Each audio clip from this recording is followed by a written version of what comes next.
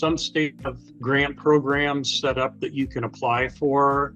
Other states, it's more of a case-by-case basis where you go to the state agency and ask if, they have any available funds.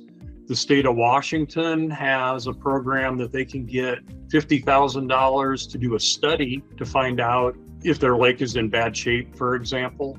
The state of Minnesota has an environmental fund that residents can apply to get grant money for environmental projects, and that's over $100 million a year.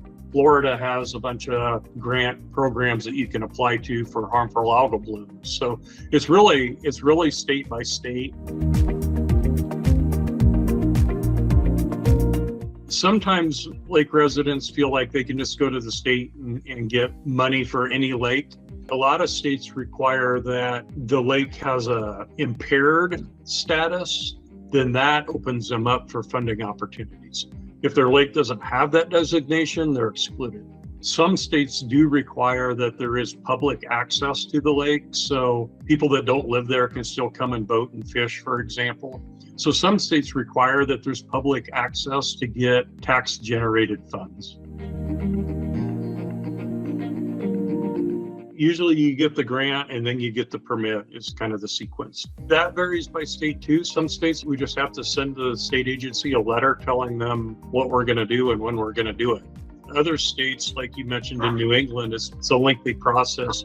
And so, especially with the permit, you have to perform the work in a very specific way. Just instilling in the granting agency confidence that you're going to perform the work correctly and not waste their money.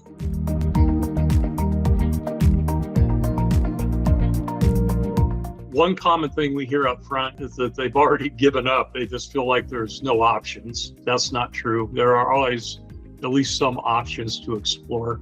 And there's been some big lake associations we worked with where we've actually helped them set up as a legal entity where they can tax themselves, basically tax their residents, $1,000 a year to generate funds for a lake project. One homeowners association did like a bond. We can help them figure out something creative.